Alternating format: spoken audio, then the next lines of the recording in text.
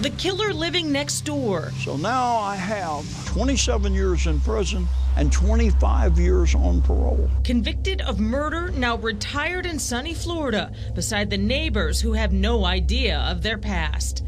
The NBC2 investigators uncovered more than 100 convicted first-degree murderers released on parole are now living in neighborhoods across Florida. And unlike the sex offender notifications you can sign up for, you don't get notifications when a convicted killer moves in next door.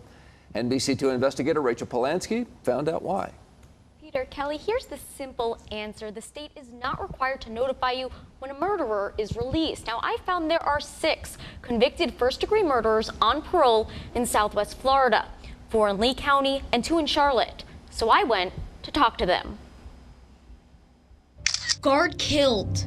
Prisoners escape. Tattooed forger makes getaway.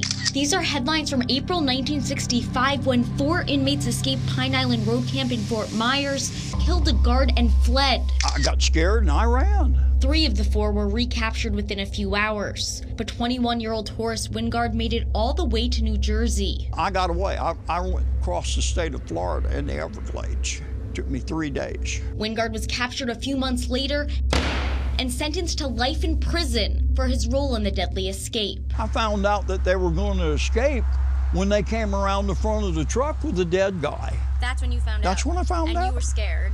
Well, of course. Today, a defendant convicted of first-degree murder in Florida faces the death penalty or life in prison without the possibility of parole. The laws were different in the 60s, 70s, and 80s, and that's when Wingard was convicted. But I'm happy to be out. You know, I've got my truck's paid for, my boat's paid for. After serving 27 years behind bars, he now lives in Port Charlotte. It makes me a little bit uncomfortable. Neighbor Nicole Roy didn't know about Wingard's conviction. I think you should get a letter in the mail, some type of notice that whatever their crime is, that you should be notified. That a first-degree murderer. Especially a murderer. Wingard is just one of 100 parolees convicted of first-degree murder out of prison and living in Florida. We also stopped by Gerald Russell's house in Fort Myers. The former pilot was sentenced to life in prison in 1982 for his conviction in the murder of another pilot. During the trial, he claimed that he was in love with the victim's wife, who was a flight attendant. He was released in 2012.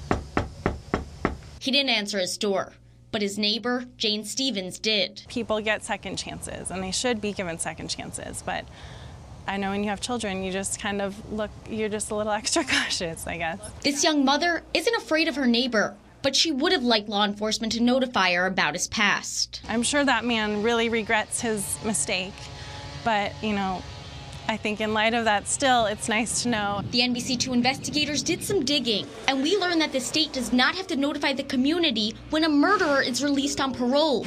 The Charlotte County Sheriff's Office tells me that law only applies to sexual predators. As for Horace Wingard, my parole officer can pull up here right now. He's grateful to be home. Come in my house, search the whole house. If there's anything illegal in there, she can handcuff me and take me away. But he doesn't consider himself a free man. And then I'm back in prison again. And next time I will never get out. While the state does not have to notify you about convicted murderers, there is an online database of offenders that's open to the public. If you're curious about who lives in your neighborhood, head on over to NBC2.com. We'll have a link that will get you there. For the NBC2 Investigators, I'm Rachel Polanski. Call, email, or download the NBC2 News app and submit your tip now.